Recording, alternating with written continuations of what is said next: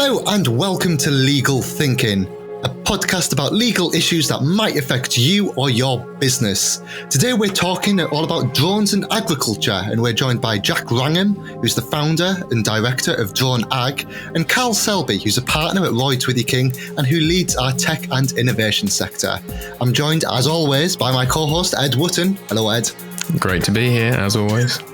I think this was a really interesting interview, and we discussed everything from AI trying to recognise hares that are running through fields of corn to neonicotinoids. Thank you, Ed. Roll tape. So, Jack, just to start off with, could you explain the difference between the kinds of drones that you work with and the ones that Ed might be gifted for Christmas, for example? Yeah, sure. Well, actually, I guess it depends how lucky Ed would be at Christmas. But a lot of the drones we use are actually off-the-shelf drones, so they're the kind of thing you can jump on Amazon and buy and get delivered the next day. We're not talking really, really cheap ones. They are hundreds of pounds. I think the cheapest ones that we can use start at about £400. Mm-hmm. Ones we tend to use often are around about the £1,000 mark. So they're by no means a cheap toy, but they are certainly very accessible to anyone. The reason we kind of went down the route of using drones like that is because they're so widely available. A lot of farmers already have them. And we can use our software to automate them, and the cameras on them are good enough for what we need. So it kind of just made sense to kind of lower that barrier to entry in terms of the hardware. That said, we do also do drone spraying, and those drones are a lot bigger and a lot more expensive. So you've mentioned drone spraying, you've mentioned the cameras and the software you have. Can you tell me a little more about Drone Ag and the services you provide? Yeah, sure. So essentially our focus at Drone Ag is on using software to make data collection for farmers and analysis as simple and easy to do as possible. And we use drones as our kind of image capture tool because they're the things that can fly around and collect that data very quickly and easily. And then our software sits on top of that, and our software called Skippy Scout essentially automatically flies drones across farmers' fields. We automatically capture images at key points in the field. Those images are then beamed up to the cloud where our analysis AI systems kick in, analyze the images looking for things like disease problems, weeds. Is there low growth? Is there high growth at points in the field? Is there insect damage? It measures all that and then puts that into a farmer-friendly report, essentially, which tells the farmer exactly what's happening in that field, along with precise measurements that they can then use to make decisions on what to do and when in the field. And that data is provided very quickly. So from the drone capturing the data to the farmer getting that report in their hands is generally about 10 minutes. And that's one of our key USPs is that speed of getting that data into the farmer's hands. And that's data they can use straight away as well. There's no interpretation needed by them, essentially. And I suppose being farmer friendly is something that's really quite important because, I mean, my grandfather is a farmer and the stereotype is that he kind of just sits in a tractor all day grumbling about stuff. So what is the adoption level like amongst farms and farmers in general? And do they have any kind of hesitation towards drone technology? I would say there's not a hesitation towards drone technology in particular anymore. I think there was in the past a little bit. There was a lot of promises by companies, 5-10 years ago about what that kind of technology could deliver. And the kind of those promises weren't met. But now we're a lot more mature and we know what these systems can deliver.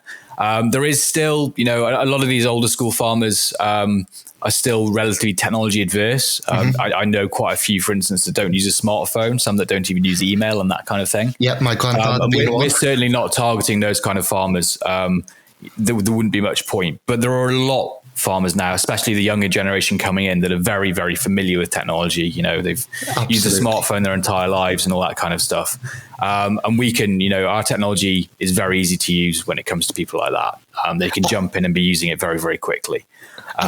It sounds like you've already answered this question, but I mean, the cliche with AI and technology and algorithms is, they're coming for your jobs. But this sounds a lot more like farmers will use it as part of their jobs rather than them being replaced by a drone. Am I right in thinking that's correct? Yeah, totally. I mean, we're not by any means trying to build a system that would replace what a farmer or agronomist or anyone like that does. And to be honest, anyone that says they can, no way, not yet.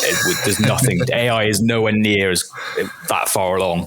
But what we do want to, so our idea is we're augmenting what a farmer, and especially agronomy, when it comes to that kind of thing, agronomists are having to walk fields at certain times of the year a lot, and they do not have the time to get around those fields in as much detail as they'd want. So by using a drone system like ours, they can cover the fields in a lot more detail, a lot faster, get that extra information that can help them recommend to the farmer what should be done about it. We're providing the data and the base analysis to enable agronomists and the farmers to make decisions based on that information. We're not trying to make the decisions for them.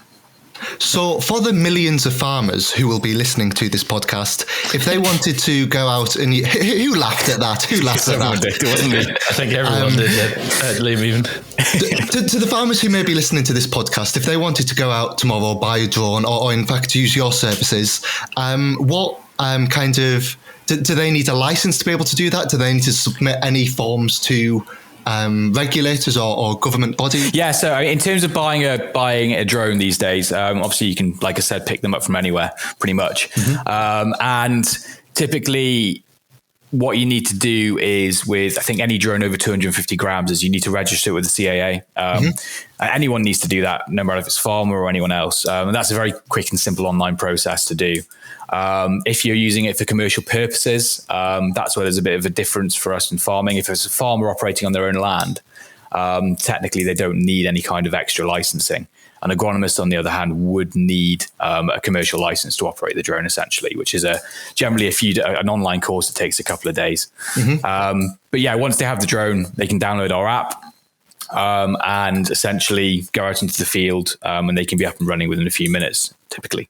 And Carl, have you got anything else you'd want to add to that? Well, no, that's the extent of my knowledge on drone law, to be as in the registration side of things. But at the moment, it's relatively straightforward to do that, and as Jack says, get the licenses needed to run drones commercially. I suppose the one thing that might change over time as more and more drones are used is there may well be some more regulation in that space in due course, as air gets more polluted with drones. But I suspect over farms and countryside, it's going to be relatively limited risk to compared with sort of inner city use or other use where there's a higher volume of potential things. I'm thinking of things like, Amazon starts sending out delivery drones, flying things around in the sky. Again, in the countryside, there'll be lots of nice space between the drones. Not so much in central London, so probably not particularly relevant for agri use, I wouldn't have thought. Yeah, I wouldn't be surprised if the legislation actually has a divide in it which says that certain things can be done in the rural countryside and can't be done in the city, or vice versa. It's a different level of risk, and the CAA are all about levels of risk and that kind of thing. So it would make sense to kind of formalize that divide a little bit, I would think. Or near airport as well, as the incident at Gatwick a few years highlighted. Yeah, well, technically you can't operate near airports. No. The technology is getting better at stopping that from happening as well, taking it out of the user's hands, so the drone just simply won't take off if it's too close to an airport and that kind of thing. Our software does that. It has a database of all the hazards in the UK and abroad, and if the user is too close to anything that's deemed as a no-fly area, whether that's an airport or a military base or anything, the drone just won't take off. So. Yeah, Jack, am I right in thinking that your drones will essentially fly themselves once they've been put up by the user, or are you still requiring? Yeah. No, we've spent a lot of time building an automated flight control and flight path planning system, which will plot the route for the drone around the field, avoiding telephone wires, hills, and that kind of thing. Had plenty of crashes perfecting that along the way. I'm sure. But it's working very, very well now. The user literally taps fly now on our app, and the drone takes off and flies the whole route itself until landing. There's no direct user control of the drone at all. The user does need to be there observing the drone. That's still a legal requirement, but they aren't actually flying it physically themselves. No, but I guess from a sort of legal point of view, sorry to jump in with legal points, but there is a question of Yeah, I suppose so. But I suppose there is a question about who's liable if that drone doesn't fly in the way that you expect it to.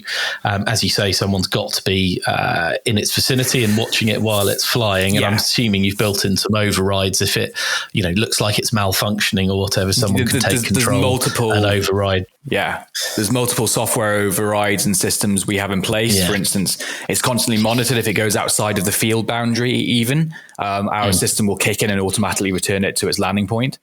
We have a lot of systems like that. Systems obviously on the drone itself monitor battery level. If the battery is getting low, it'll return to home and land, or it'll descend. And then the user has direct override as well. They can make it go home, they can pause the flight, or they can completely override it and take manual control. And that's all in place. And our terms and conditions state that it is the user's responsibility essentially. That's why they need to be there observing the drone at the moment. That's going to change in the future, hopefully. We are already starting to look at what we call extended visual line of sight and even beyond visual line of sight flight, where the drones are operating without direct monitoring. But there's still quite a way to go in terms of getting all the legal side and the CAA involved with allowing that to happen on a wider scale. So and the issues there will be very similar to those with sort of automated vehicles generally, in terms of at what point do regulators in particular trust that technology to be safe with people, because a drone could, fortunately for you, I suppose they're not. I suppose the spraying drones will be larger, but the information drones will be relatively small. So you're completely right. It's less risky. But just it'd be an interesting one to watch that develop over the years. And I'm kind of quite looking forward to the day where all these things are automated and whizzing around. I kind of see it as ultimately a safer course, because the technology will do what it's told essentially. So hopefully we'll avoid all these incidents. Yeah. As you say, the difficult bit is training it to do that, and then getting enough scenarios in it so that it makes the right decisions as and when it needs to. Yeah, but we're doing a lot of that on our farm this year. So we have what we call a nest, a base station where the drone can fly from and charge by itself. And what we're building into that is essentially all these systems that are basically a decision tree. So it checks: is the weather okay to fly? Is the airspace okay to fly? Do I need to fly? If all the answers are yes, the drone will go and do its thing and come back. And the way we're doing that is the whole system is automated, but we have someone standing there with an override. And we're starting to build up flight hours so that we can prove that the system is operating efficiently and safely. So even though there's a person there at the moment, the system is still operating pretty much autonomously. And we're obviously improving and iterating all the time. And then hopefully we'll get to the point where we have enough information and data to say we can start doing this more and on a more widespread basis over the next couple of years. Just to jump in, there's obviously a lot of complexity in bringing the kind of drone aspects of it, making the drones work and everything. Is there a particular advantage, because there's other technology based around like satellite imaging and things like that? Is there a particular advantage to using drones over satellites that you found, or that made you decide to go with kind of a drone solution? I think the pairing of the two technologies is very powerful. Okay. Satellite's very good, obviously, at collecting a lot of data very quickly over wide areas. It's a very cheap method of data collection. You can even access Sentinel satellite imagery for free. But what it can do, it's very high up. So even the most expensive satellite data at high resolution is still what I would call, it still can only show where there's differences in the field, where there's high levels of growth versus low levels of growth and things like that. Maybe where plants are looking a bit more unhealthy versus healthy, but it can't tell you any specifics really. Also, cloud cover is still mostly a problem. We calculated on average, we get about 100 free days of cloud a year. So that's only a third of the year. But satellite data, what it's very good at is saying when there's differences in the field. So what we do is we use that to guide where the drone then goes and scouts. Satellite can say, look, this bit looks different. And then our drone can fly and get those low level imageries to see why it looks different, to measure what's there. Is it a weed patch or things like that, and provide that kind of evidence and measurement.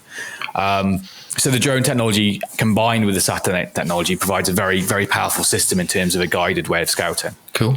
And going to Carl, is there particular privacy concerns to drones over satellites, or vice versa, that might make either more preferable to any sort of business, agriculture or otherwise, I suppose?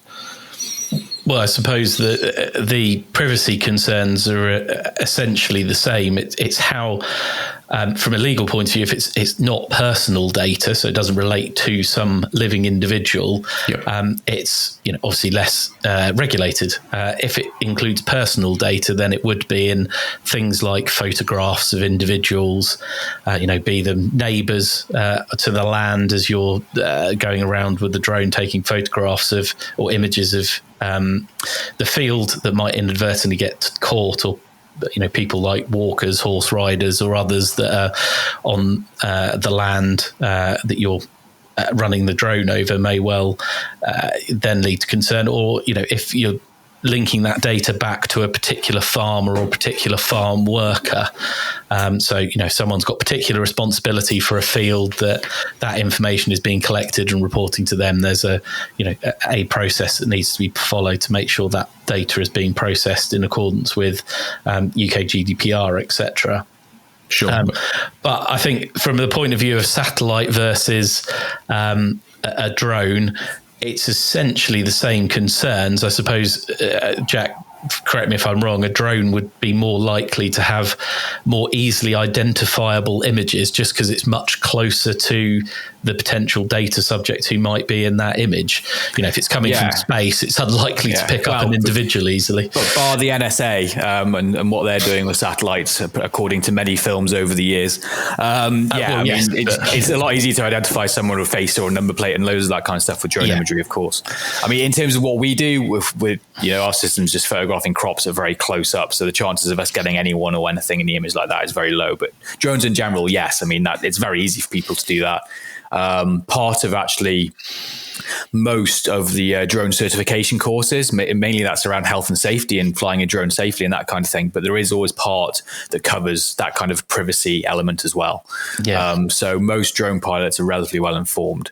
It's the same as if it's the way I see it, it's very similar to everyone's got a smartphone with a camera on these days. They can take photos of whatever they want. In theory, it's the same kind of thing, really, in terms of people flying drones. Drone has a slightly higher angle and can, in theory, get places others can't, yes, but I would imagine it falls under pretty much the same kind of privacy in terms of law. Yeah, no, I think you're right there.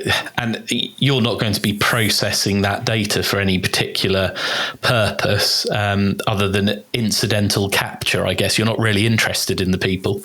You're interested in the crops. It would be ignored by our system. It would probably go, that's not crop. I don't know what it is. It's not trained to recognize that kind of thing. So we have had a few photos, where a rabbit or a hare's been running through the frame as it's taking a photo, and all our analysis, it just appears as a black spot.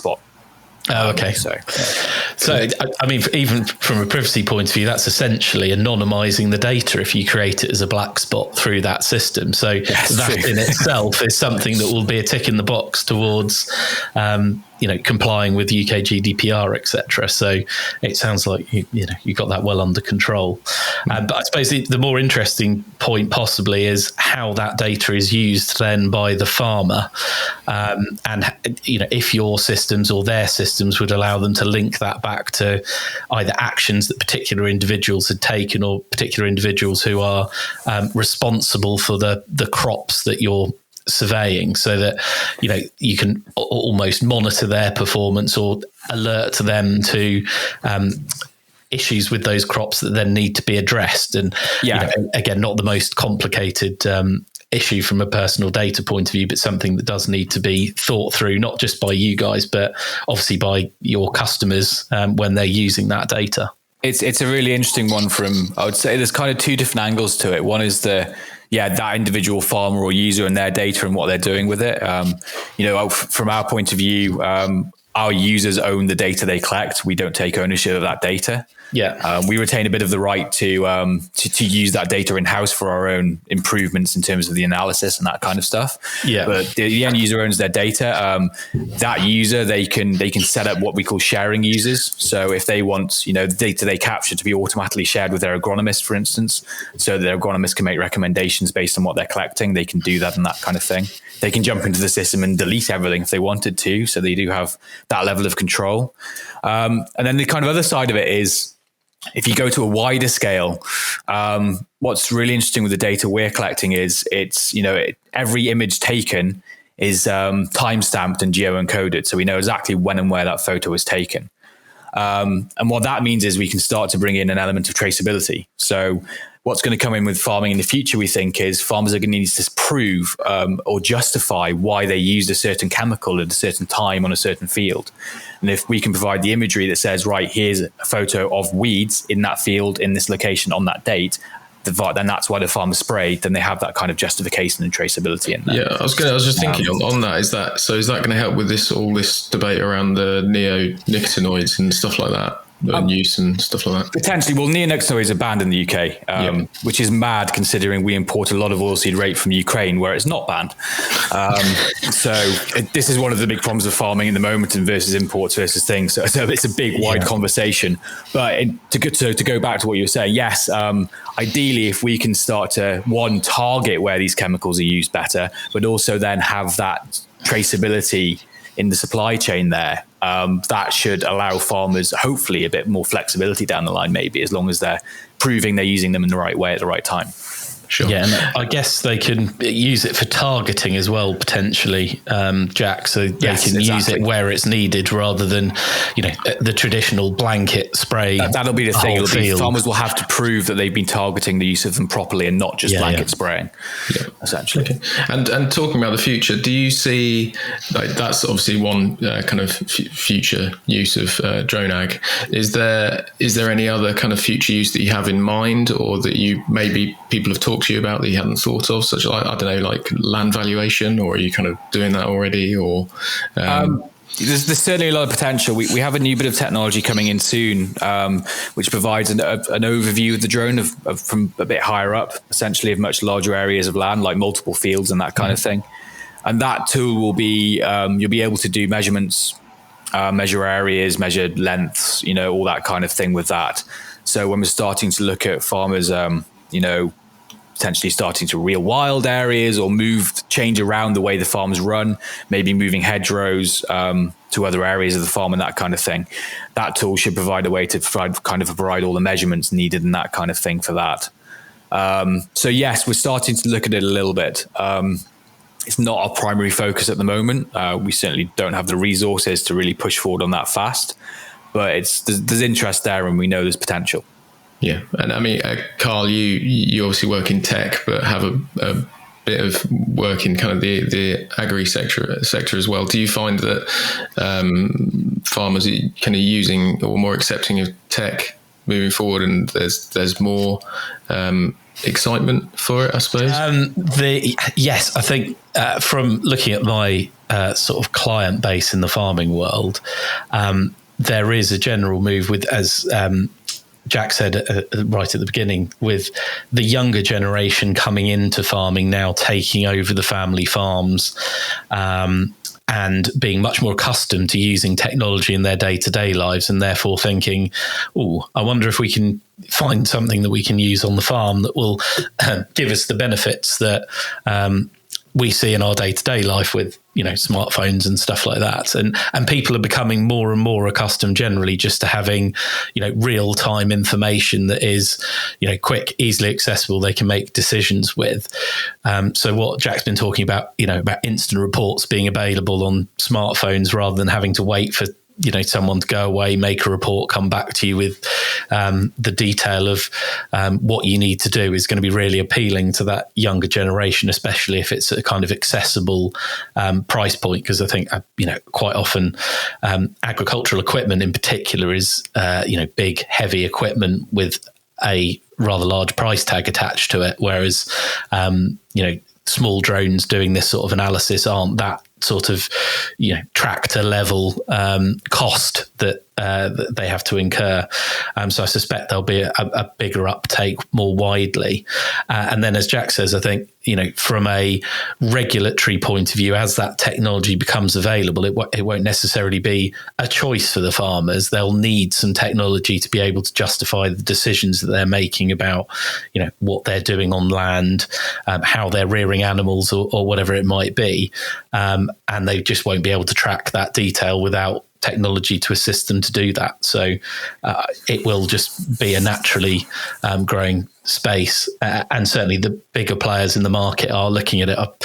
I was listening to a podcast the other day where the CEO of John Deere was talking, and their the biggest area where they're investing money is in their data center systems, basically. So network engineers and software developers to develop systems that farmers might use off the back of their tractors to better deal with data, which is I said, Jack, you're probably an upstart in that market trying to compete with these guys, and hopefully you've got a bit of a sort of competitive advantage. I wouldn't say compete too much anyway. We see ourselves as, building systems that automate the way data is collected using drones that can be fed into those larger systems being developed by those larger companies. So we're looking to integrate with them essentially as much as possible. Yes. I think, looking a bit longer term, we have all this new technology at the moment, which is going to massively improve farming, whether it's drones or robots or analysis, data and that kind of thing. But what that all means, as you say, is we could, we're collecting a lot more data, more and more data all the time. And that's going to go up at a very, very quick rate over the next few years. And all that data can't possibly be dealt with or analyzed by people. No. So these big companies, I know Syngenta, for instance, has a couple of projects, that are in the millions of pounds in terms of spend just developing new AI systems. And I think, talking about how we're going to feed a growing population in 10, 50 years time, AI is going to be the way we do that, because AI will be able to take all that data and it'll be able to say, okay, you can make your farming 50% more efficient by doing this, this, and this. And that'll be the way we can grow more food with less land in a better way and that kind of thing. It'll be interpreting all that data we're collecting, but we need to be able to collect that data and organize it. And that's the first kind of step. Yeah. So last thing I wanted to check was, is there any other areas that you guys would like to cover or that, Carl, you'd like to ask about? Yeah, well, Jack, you said before we started recording this podcast that you're very clear that the users own their data. How do you see that the data that's being collected and farmers having ownership of that being beneficial to the farmers? And also, how does that help you develop your business? Is that a real selling point that you're giving them access and ownership of that data? I'd like to think so. I mean, maybe not so much of a selling point as just the right way to do things. Farmers are becoming more aware of the power and value in the data they have available. We make sure that all our users own their own data so they can do whatever they want with it. We do retain the right to use that data in-house for our own improvements, but they own the data. And I think that's incredibly important. I think there's data markets starting to pop up where farmers will be able to sell their data to other companies, so those other companies can develop technology off the back of that data.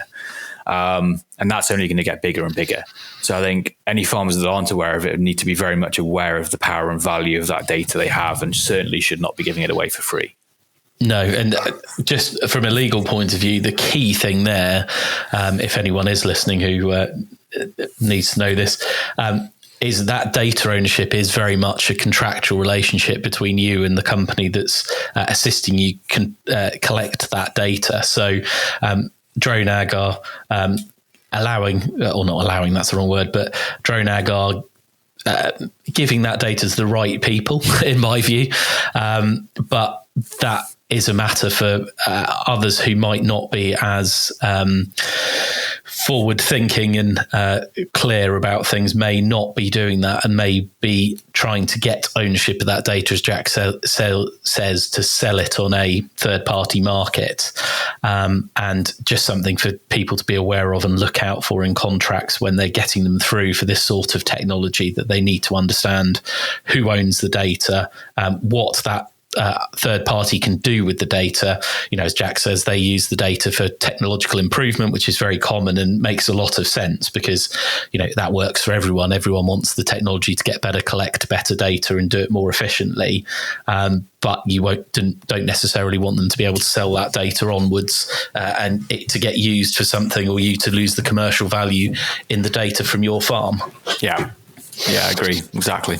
Great. Thank you very much for your time. Where can people find out more about Drone Ag?